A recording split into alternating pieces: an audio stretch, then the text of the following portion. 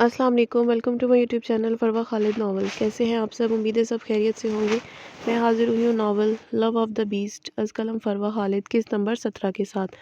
Novel शुरू करने से पहले मेरे चैनल को लाइक कर दें, सब्सक्राइब कर दें और शेयर करना ना भूलें। तो शुरू करते हैं नावल की किस्त नंबर 17। तुम अपने मामलात में बिल्कुल आज़ाद हो। तुम जहाँ जाना चाहती हो, जिस मुल्क में भी रहना चाहती हो, बता दो, मैं तुम्हें वहाँ भिजवा दूँगा। तुम्हें अब मज़ीद मेरी सज़ा और कैद नहीं काटनी पड़ेगी। जरदाद सोफ़े पर जाकर बैठता सिगरेट सुलगा गया था। जबकि इसकी बात सुनती इज़्ना तड़प उठी थी। वो बेड से उठती इसकी जानिब बढ़ी थी, जो आंखें मूंदे सोफ़े की पुश से सर टिकाए इसकी मौजूदगी को बिल्कुल फ़रामोश कर रहा था। वो समझ गई थी कि ये शख्स इतनी आसानी से माफ़ करके वापस नहीं अपनाएगा। इसने जरदाद हाशिम खान के एतबार को ठेस पहुँचाई थी।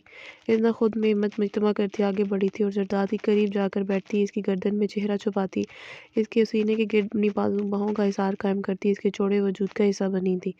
जरदाद इसी तरह बैठा था, मगर इस लड़की के लम्स ने इसके पूरे वजूद में सुकून सा सरायत कर गया था।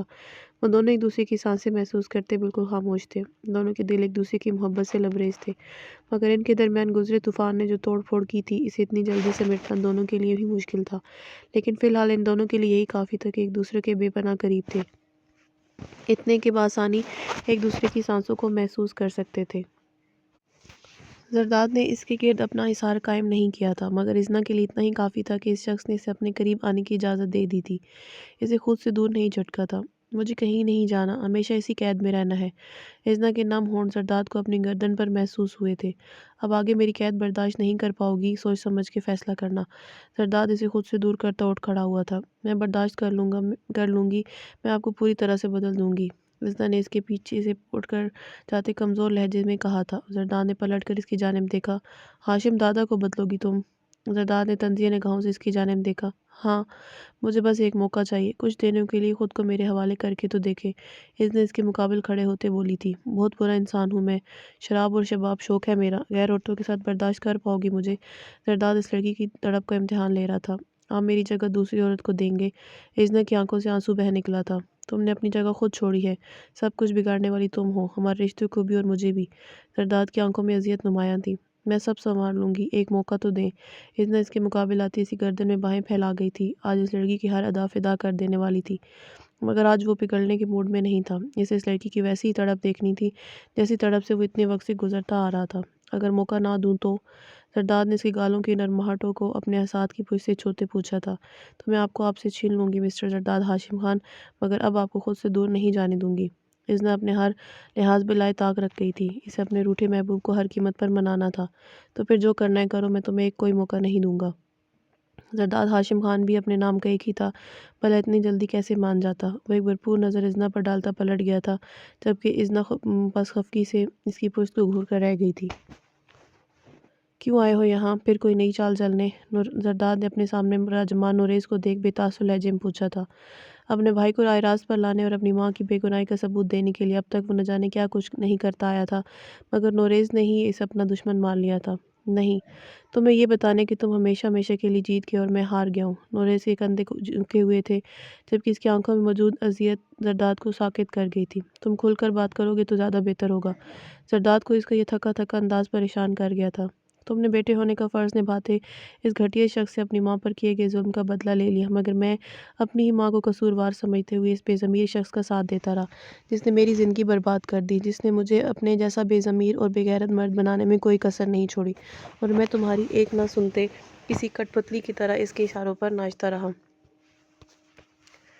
नूरेज़ का सर इसके सामने बिल्कुल झुका हुआ था। मुझे माफ़ कर दो। नूरेज़ इसके सामने हाथ जोड़ता बुरी तरह रो दिया था। इतने सालों बाद वो आज अपनी माँ की मौत को शोक मना रहा था। आज पहली बार इसने अपनी माँ के लिए आंसू बहाए थे। इसके दिमाग में वो सारे अल्फाज गर्दिश कर रहे थे जिसने अपने बाप के कहने पर सिर्फ जरदाद को अजियत पहुंचाने के लिए अपनी माँ के लिए अदा किए थे। वो अपने हाथों से अपनी जन्नत गंवाने का बायस बना था। जरदाद ने नोरेज़ की हालत देख सख्ती से अपनी आंखें मींच ली थी। इसे लग रहा था आज इसकी माँ को भी सुकून मिल गया होगा। जरदाद की आंखें नाकाबिले हद तक लाल हो चुकी थीं। वो उठा था और अपने छोटे भाई की हर खता माफ़ करते इसे अपने सीने से लगा गया था, क्योंकि इसकी माँ ایسا چاہتی تھی۔ انہوں نے جاتے جاتے نسیمہ بیگم کے ہاتھ اس کے لیے ایک خط چھوڑا تھا جس پر لکھا تھا کہ چاہے کچھ بھی ہو جائے وہ اپنے چھوٹے بھائی سے کبھی نفرت نہیں کرے گا، نہ اسے کبھی خود کوئی نقصان پہنچائے گا اور نہ ہی کسی اور کی جانب سے پہنچنے دے گا۔ نوریز پر کئی بار اس پر قاتلانہ حملہ کر چکا تھا مگر زرداد ہر بار اسے معاف کر دیتا تھا کیونکہ ایسا کرنے کے لیے اس کی ماں نے کہا تھا۔ آغا اس بات سے اچھی طرح واقف تھا اس لیے وہ ہر بار نوریز کو ہی استعمال کرتا تھا۔ اگر نوریز بیچ میں نہ ہوتا تو زرداد کب کو آغا کو ختم کر چکا ہوتا۔ میں آغا کو مارنا چاہتا ہوں، اب اس فرعون کو اس کے انجام تک پہنچنا ہوگا۔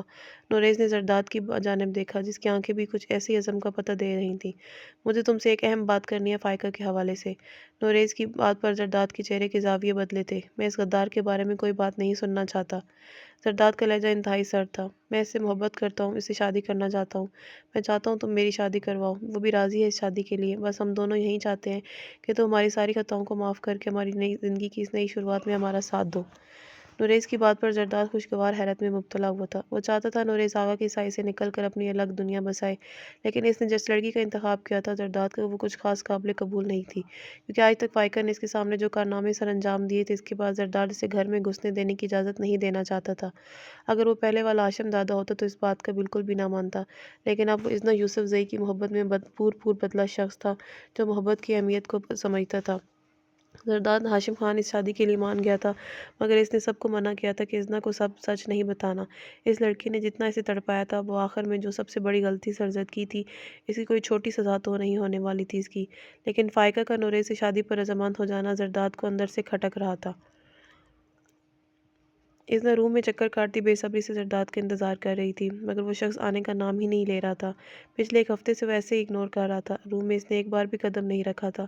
اذنا اس کی صورت دیکھنے کو ترس گئی تھی۔ یہ شخص اسے بہت بری طرح سزا دے رہا تھا۔ وہ اس وقت بلیک کلر کے فراق میں ملوث، ریڈ لپسٹک ہونٹوں پر سجائے، دونوں ہاتھوں میں ریڈ کلر کی چوڑیاں پہنے بے پناہ حسین لگ رہی تھی۔ اس نے زرداد سے اپنی ہائٹ بیلنس کرنے کے لیے پیروں میں ہیلز پہن رکھی تھی۔ دوپٹے کو بازو پر پھیلائے وہ خفگی بھرے تاثرات کے ساتھ کمرے سے نکلی تھی۔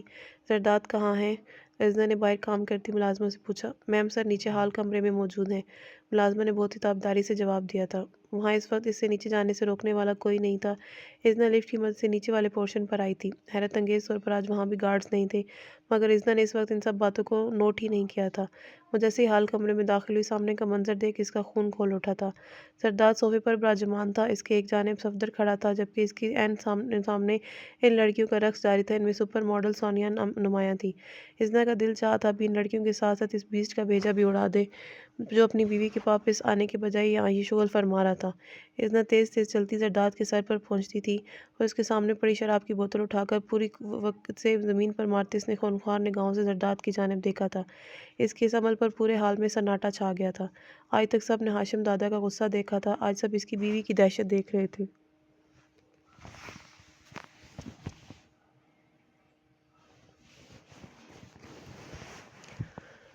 وہ صرف زرداد ہاشم خان کے لیے ہی تھی۔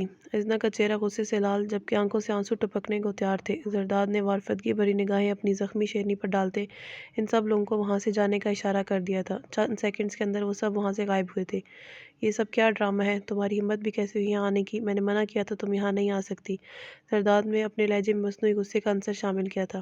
آپ کو ذرا شرم نہیں آتی یہ سب کرتے ہوئے؟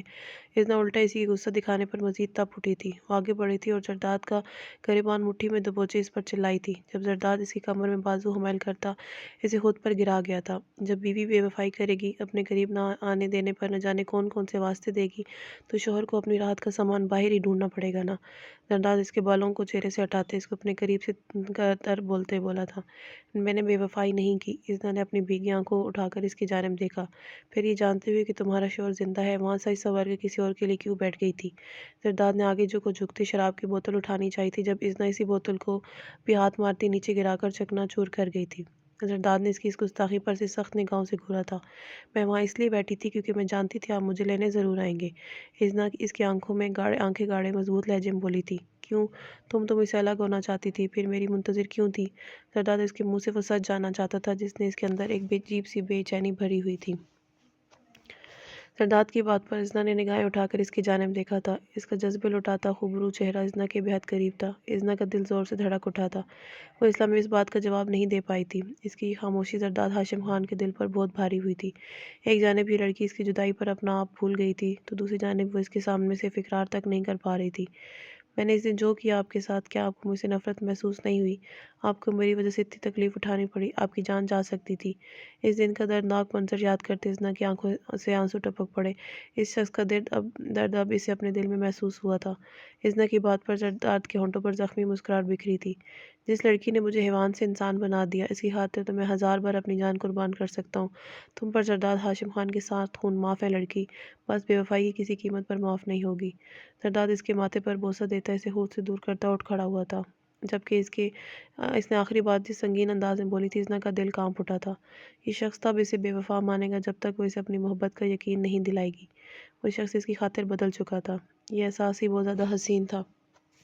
میں بے وفا نہیں ہوں، ازنا نے دور جاتے زرداد کا گریبان اپنی مٹھی میں دبوچتے اسے اپنے مقابل آتے کہا تھا۔ زرداد خاموشی سے اسے کھڑے سے تک گیا تھا۔ بے وفا آپ ہیں جو غیر لڑکیوں کو اپنے قریب لاتے ہیں۔ یہاں جو کچھ ہو رہا تھا میں اس کے لیے آپ کو کبھی معاف نہیں کروں گی۔ ازنا نے اقرار کرنے کے بجائے الٹا اس پہ خفگی کا اظہار کیا تھا۔ زرداد ہاشم خان پر بھی کوئی خفگی دکھا سکتا تھا، یہ اب تک کی سب سے حیران کن بات تھی۔ تمہیں لگتا ہے ہاشم دادا تم سے کبھی معافی مانگے گا؟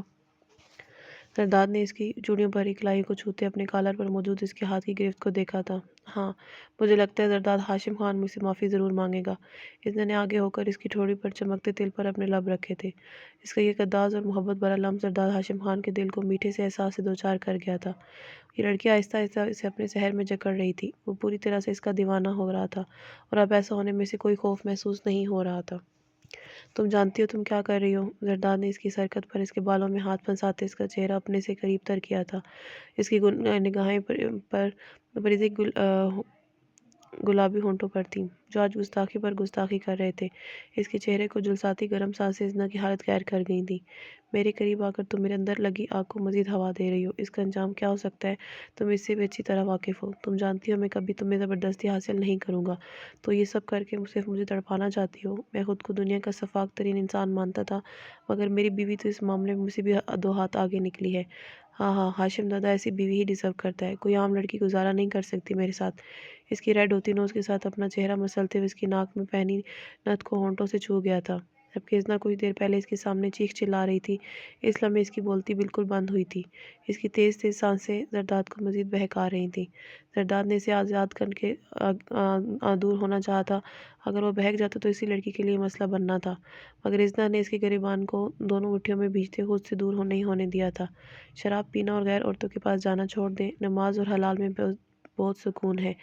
ازنا اسے رائے راست پر لانا چاہتی تھی، جبکہ ازنا کی بات پر زرداد کے ہونٹوں پر زخمی مسکراہٹ رقص کر گئی تھی۔